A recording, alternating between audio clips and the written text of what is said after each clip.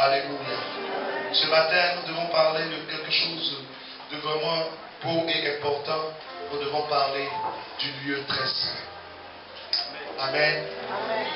Pour les gens qui sont de passage, ce message ne vous apportera rien. Quand je dis les gens qui sont de passage, ce n'est pas de passage ici. C'est les gens qui sont de passage en Christ.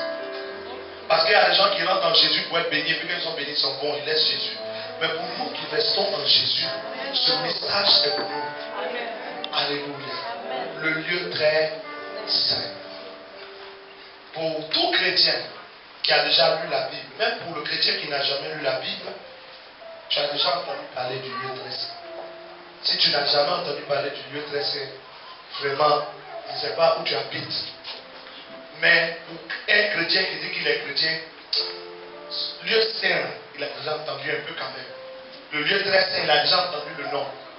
Et aujourd'hui, nous voulons parler du lieu très saint. Nous avons dit que les 6 derniers mois que nous venons de commencer, le thème des 6 derniers mois, c'est dans le lieu très saint.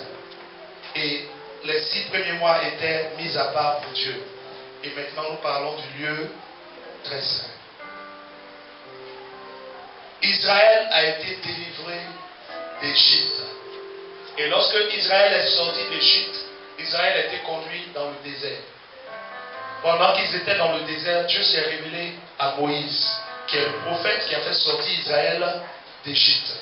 Et quand Dieu s'est révélé à Moïse, Dieu a donné des lois à Moïse. Dieu a donné des ordonnances. Et Dieu les a gravées sur des pierres. Les pierres ont été gravées par le doigt de Dieu, les premières pierres. Mais ensuite, il y a eu ce qu'on a appelé le veau d'or. Le peuple d'Israël a fabriqué un veau. Parce que comme on ne voit pas Dieu avec ses yeux, ils se sont dit, on va fabriquer quelque chose que quand on va regarder, on va dire, voici Dieu. Je veux dire, entre parenthèses à quelqu'un qui m'écoute, que Dieu est esprit. Oui ou non? Amen. Le Dieu qui a créé toutes choses est esprit. Et en tant qu'esprit, Dieu ne se voit pas. Quelles que soient les représentations que tu pourras faire de Dieu, ça ne sera jamais Dieu. Parce que Dieu est esprit. Et à un moment de l'enseignement, je le dis comme une parenthèse, à un moment de l'enseignement que Dieu a eu à me communiquer, Dieu a commencé à m'interpeller sur ce que nous faisons comme représentation. Vous allez voir que beaucoup de fois les évangéliques taxent les catholiques de faire des représentations. Mais que ce soit les évangéliques, que ce soit les catholiques, nous faisons tous des représentations. Et ce n'est pas normal. Autant les évangéliques que les catholiques. Parce que Dieu est esprit. On dira que les catholiques font des statuettes. Et que Dieu dit qu'on ne doit pas le représenter. C'est vrai, Dieu dit de ne pas le représenter. Mais même nous les évangéliques, ou même ceux qui se disent évangéliques, parce que quand je dis nous, ça va me mettre même dans le lot où je ne veux plus être là. Même ceux qui se disent évangéliques font aussi des représentations. Je vous donne l'exemple. Jésus a-t-il été à la croix? Oui ou non? D'accord. On blâme les catholiques qu'ils aient des croix où Jésus est dessus. Oui ou non? Pourquoi on les blâme? Parce que Jésus n'est plus à la croix. Il a quitté la croix. Mais les évangéliques ont des croix où Jésus n'est pas dessus. Mais ils ont quand même encore le symbole de la croix. Ils vont te dire non, la croix annonce l'œuvre de la mort de Jésus. Mais si quelque chose doit représenter l'œuvre de la mort de Jésus, ce n'est ni une croix sur laquelle quelqu'un est mis, ni une croix vide. Si Jésus est descendu de la croix, qu'il n'est plus sur la croix, il va où après la croix? Il va où? Dans le tombeau, oui ou non? Donc s'il devait représenter quelque chose, normalement si on évolue, les catholiques sont venus ils ont mis Jésus sur la croix. Or il a quitté la croix, non? Il est descendu de la croix. Les évangéliques ont représenté la croix vide, en disant Jésus n'est plus dessus. Mais quand il n'est plus dessus, il est où? Nous ne suivons pas les symboles, nous suivons le Christ. Je ne sais pas si vous comprenez. Pourquoi est-ce qu'on fait une croix avec Jésus dessus? Ce n'est pas la croix qui compte, c'est qui est dessus. Quelqu'un comprend? Parce que le jour où Jésus a été mis sur la croix, il y avait d'autres personnes aussi sur d'autres croix. Oui ou non? Donc ce n'est pas la croix même là qui était importante. C'est qui est sur la croix. Un brigand était sur une autre croix là-bas. Un autre brigand sur une autre croix. Mais pourquoi on ne prend pas ces croix et puis on ne suit pas des brigands? Parce que ce n'est pas leur croix qui compte. C'est la croix où Jésus-Christ est. Donc c'est la personne qui nous intéresse. Donc si Jésus n'est plus sur la croix n'a plus de valeur. Elle est importante pour notre salut, mais ce n'est plus notre symbole. Quelqu'un comprend ça? Donc maintenant les gens représentent la croix vide. Mais pourquoi regarder une croix vide? Moi je suis de regard le Seigneur qui marche. La Bible dit, et c'est Paul qui dit, nous tous qui le visage découvert contemplons le Seigneur, nous sommes transformés en son image. Nous qui contemplons qui? Le Seigneur. Donc si je devais suivre le Seigneur, je ne m'arrête pas une croix vide. Je dois représenter maintenant le tombeau. Parce que le Seigneur est dans le tombeau. Mais est-ce qu'il a quitté le tombeau? Donc je ne peux plus représenter le tombeau. Puisqu'il n'est plus là-bas, moi je suis le Seigneur. La femme arrive à la tombe.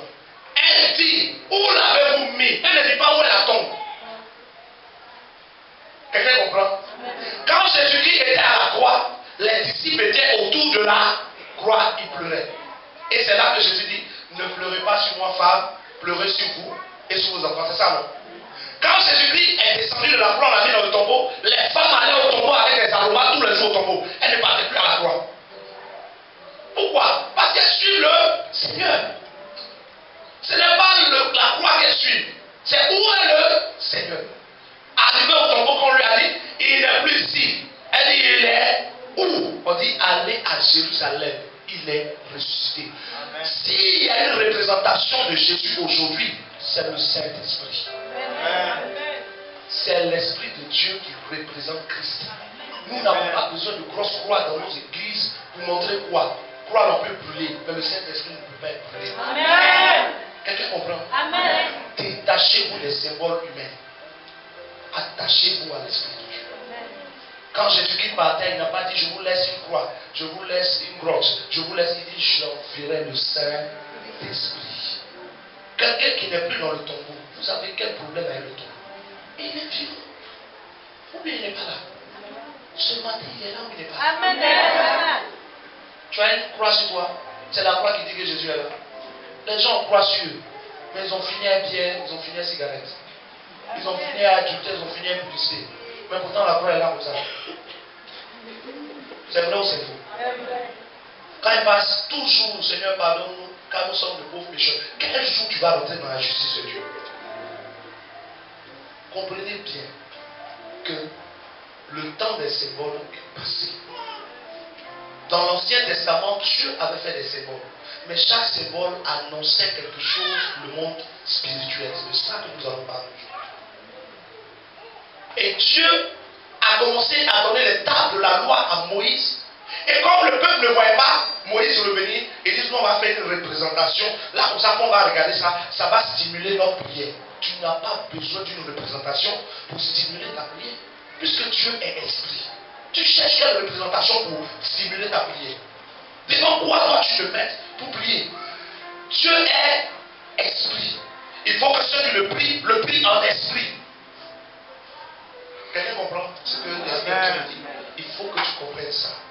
Dieu est esprit. Et quand ils ont eu à faire le veau d'or, Moïse qui descendait de la montagne a cassé les tables. Et on a dû réécrire les tables. Alléluia. Ensuite, il y a eu ce qu'on a appelé le tabernacle. Je sais, beaucoup d'étapes. Sinon, si on nous fait tout le parcours, on risque de sortir ici vers 2018. Et il y a eu le tabernacle. Dans le tabernacle, il y avait le parvis, il y avait le lieu saint et puis le lieu très saint. Entre le lieu saint et puis le lieu très saint, il y avait quoi? Un voile. Un voile qui séparait les deux lieux. Regardons dans le livre de Romains. Le livre de Romains. On va déjà aller dans Hébreux 10 d'abord, pour bien comprendre. Hébreux 10. Entraînez-vous à la maison à niveau biblique, sinon vous allez toujours faire 30 minutes pour trouver un passage. Hébreux 10, verset 19. Je lis, je sais que ceux qui lisent à la maison, pour attraper ceux qui ne lisent pas le Bible à la maison, c'est facile. Quand on a un passage, vous allez les voir brouiller pour trouver, parce qu'ils ne lisent pas la Bible à la maison. Hébreux 10, verset 19. Ainsi donc, frères, nous avons l'assurance de quoi? D'un libre accès. Où ça? Dans votre Bible, vous avez écrit quoi? On a un libre accès. Où ça? Où on a un libre accès? Dans le sanctuaire de Dieu, au travers du sang. On a un libre accès au sanctuaire. Au sanctuaire. Il y a un sanctuaire, c'est ce que le chant disait. Et il y a une douce harmonie dans le sanctuaire. Et il y a un calme dans cette atmosphère. Et ce libre accès a été inauguré par qui? Qui a inauguré l'accès qui nous fait rentrer là-bas? Verset 20. Accès que Jésus a inauguré pour nous comme un chemin nouveau et vivant au travers de quoi? Du voile. Ah, vous ne lisez pas mon Bible, quoi. Étude de test, ça c'est. On n'est même pas encore dans le message. Étude de test. Ils ont écrit quoi? Au travers, c'est-à-dire, dans la Bible, lis dans ta version. Lis. Bon, quand même. Au travers du voile, qui représente sa chair. Donc, ce que Moïse a bâti, quand il a séparé le lieu saint et le lieu très saint, le lieu saint et le lieu très saint ne sont pas spécialement séparés. C'est comme une grande salle, et puis on met un voile. Et puis on dit de l'autre côté, c'est le lieu saint, et puis ici, c'est le lieu très saint. Qui a dit à Moïse de mettre un voile pour séparer le lieu saint et le lieu très saint? C'est Dieu. Dieu était en train de dire à Moïse des choses qui étaient prophétiques, mais Moïse ne pouvait pas les comprendre maintenant. Donc Dieu lui dit, mets un voile qui sépare le lieu saint et le lieu très saint. Et Hébreux 10 nous dit que le voile représentait quoi? Le corps de Jésus et le sang de Jésus. Le voile même avait une couleur qui tire sur le sang. Donc, pendant que Moïse mettait le voile annonçait qu'il faut un sang pour ouvrir le chemin. Le chemin du lieu très saint. Alléluia. Alléluia. Amen. Alléluia. Amen. Et quand Jésus-Christ est venu à la croix, pendant que Jésus-Christ était en train de mourir, le voile du temple s'est déchiré. Parce que sa chair était en train d'être meurtrie pour nous. Le voile qui représentait sa chair s'est déchiré en même temps que lui, il était en train de mourir. Que représentait le voile? Sa chair. Mais que représentait encore le voile? Le voile représentait la fermeture du lieu très saint. Tant que le voile est là, ça veut dire que personne n'a accès au lieu très saint. Tout le monde venait au lieu saint, mais peu de personnes allaient dans le lieu très saint. Et une fois par an, le souverain sacrificateur rentre dans le lieu très saint. Mais quand il rentre, on met une corde à son pied. Imagine quand il rentre. S'il tue, c'est qu'il est mort là-bas. Parce que quand quelqu'un rentre dans le lieu très saint, si la personne n'est pas sanctifiée, la personne meurt. Et puis on tire la personne avec la corde. Parce que personne ne peut rentrer là-bas pour le soulever. Si tu rentres, tu meurs aussi. Deux personnes n'avaient pas le droit d'entrer ensemble. Une seule personne rentrait. Et cette seule personne était choisie une fois par an. Et elle se sanctifiait pendant 1 an. Pendant 1 an, le souverain sacrificateur se dispose. Il ne ment pas. Il ne convoite pas. Il doit tout. Il est là, il se sanctifie. Quand il fait du bien, il fait les sacrifices vite. Parce qu'il sait qu'il doit rentrer bientôt. S'il est rentré, qu'il y a un truc qu'il a oublié, il meurt dedans. Imaginez avec quelle crainte le souverain sacrificateur rentrait. Quand il s'est dans tout le monde, il se dit, ouh, chérie, pourquoi? Les enfants, tu fais les bisous en même temps. Parce que qu'est-ce qui prouve que tu vas ressentir? Et nous voulons maintenant rentrer dans nous tous ici, dans le lieu très saint. Est-ce que tu vas ressentir? Alléluia. Il s'est sanctifié. Il s'est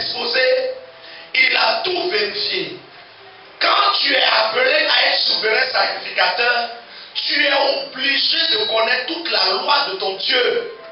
Parce que s'il y a un côté de la loi que tu as oublié, et puis tu as posé un acte, tu ne sais pas que la loi condamne ça, tu rentres, tu meurs là-bas. Parce que Dieu connaît sa loi. Faute de connaissance, on peut périr. Beaucoup d'entre nous voulons être dans le lieu très saint. Oh Seigneur, je veux être dans ta présence, mais on ne connaît pas la loi de l'Éternel. Est-ce que tu vas sortir vivant? Pendant un an, il boit l'eau, il fait les décapits, il bosse. Il dit oui, quand je dis ça, ça c'est péché, ça c'est pas bon, ça qu'on fait. Il a tout bossé. Quand il fait, il dit oui, je suis sous une condamnation. Ça là, il est mal fait. Ça là, ça peut me tuer. Ça, il a tout réglé. Le jour arrive. Tout le peuple entoure le tabernacle. Les sacrificateurs l'accompagnent. Quand ils arrivent dans le lieu saint, ils s'arrêtent. En temps, ils ont déjà attaché la corde sur ton pied. C'est-à-dire qu'eux-mêmes, ils rendent témoignage que toi-même, on n'a pas confiance en toi.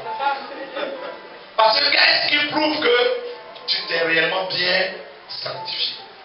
Et quand ils rentrent, ils sont là, tout le monde en prière. Et que Dieu accepte. Parce qu'ils rentrent avec quoi? Ils rentrent avec du sang. Mais le sang qui s'en va donner et présenter dans le lieu très saint, le sang là est pour lui, et puis pour le peuple, et pour les sacrificateurs, c'est pour tout le monde. Donc s'il rentre qu'il est mort, c'est que le sacrifice n'a pas été accepté. Donc tout le monde a problème. Donc ils sont dehors en prière. Ils rentrent, ils ont attaché la corde. Mais regarde la corde, il sait que la corde prophétise que ce n'est pas sûr que tu reviennes. Il rentre, il pose le sang, il est là-bas, en chronomètre. Quand on le voit, on voit le voile s'ouvrir. C'est qu'il a pu faire le sacrifice. Le peuple fait en même temps, il commence à danser. C'est ce qui se passait en Israël. Alléluia. Regardons maintenant Hébreux 9.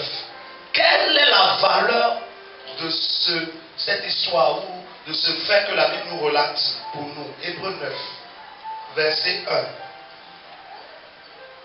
La première alliance, quand on parle de la première alliance, c'est l'alliance que Dieu a donnée à Moïse pour le peuple d'Israël. La deuxième alliance, c'est l'alliance pour nous, avec le sang de Jésus.